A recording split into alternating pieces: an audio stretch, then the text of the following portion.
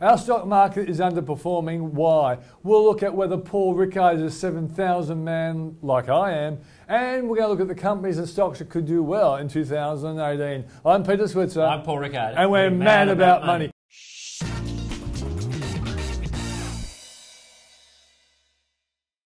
Now, Paul, you've been swanning overseas for some time. I've been holding the fort, doing all the hard work.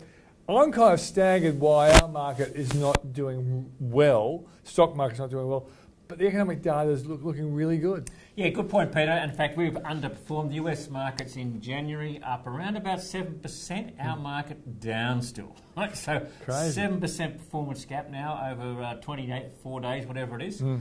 Look, 4 reasons. In fact, I'll cover this in real detail tomorrow in tomorrow's Switzer Daily. So I can't wait to read it. But look, let's start at the top.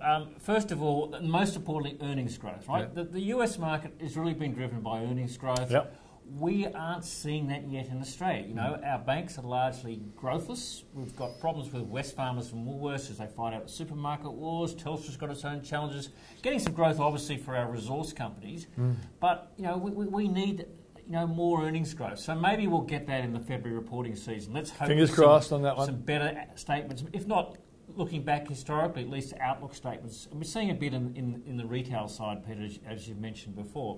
That's probably the number one reason. Number 2 reason, dollar over 80 cents. Yeah, good point. That's bad for a lot of our companies with US earnings, but also US investors aren't putting money in our market because everyone thinks the dollar should be at 70 cents. If it's at 80 cents, they're not going to invest. That's good number point. 2. Yep. Number 3, composition. So our market, different composition to the US market. The largest sectors in the US are the best performing sectors. So IT, healthcare, consumer discretionary, they're the best performing sectors in the US this year. They're also the largest sectors. The outlook for financials in the US is really good. Yeah. Why can't our financials do well? And financials is actually up over 6% in the US. Our financial sector's down about 1%. Now, because we're bashing them. We're bashing our banks. Royal Commission, we're not getting... Yanks don't bash banks. Yeah, our banks aren't getting the benefit potentially yet of higher interest rates. So that's the other issue. And finally, Peter, I can't leave this one out. Our fundies are still bearish. Yeah. Long in cash, want to talk the market down. We need a bit of yank sort of style. Right, get it out there. Right? Okay. Now, when you were away, I stuck my neck out and said we could get to 7,000 this year. Big call or not? Yeah, it is a big call, Peter. Oh, come on. I'm marking that one down. Big call, yeah. Look, but the US market is pretty euphoric. We're not in euphoria yet. We haven't yet got back our previous high.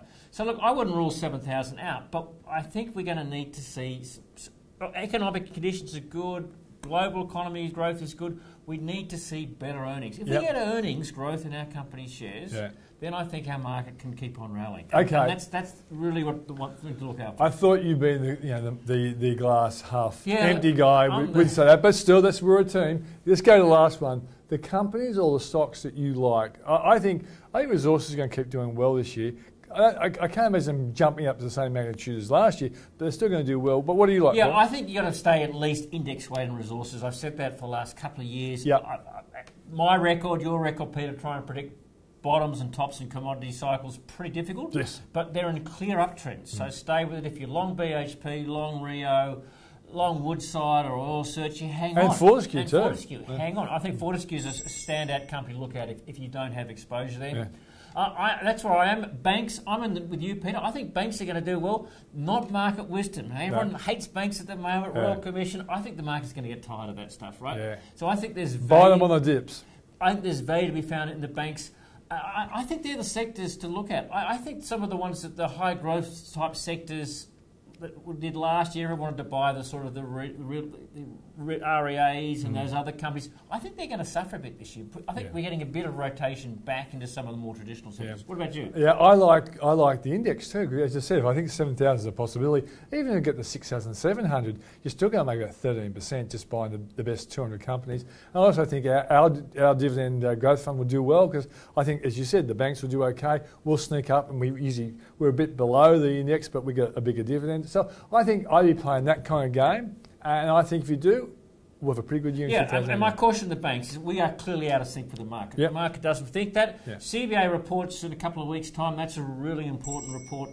If we actually get some earnings growth there with CBA, I think the market might reassess banks positively. So you may not want to act on that call yet, but let's watch out for House CBA reports on Wednesday. It could be the contrarian play. I'm banking on banks, Paul. I'm banking on banks too. Okay, I'm Peter Switzer. I'm Paul Rickard. And we're mad about money.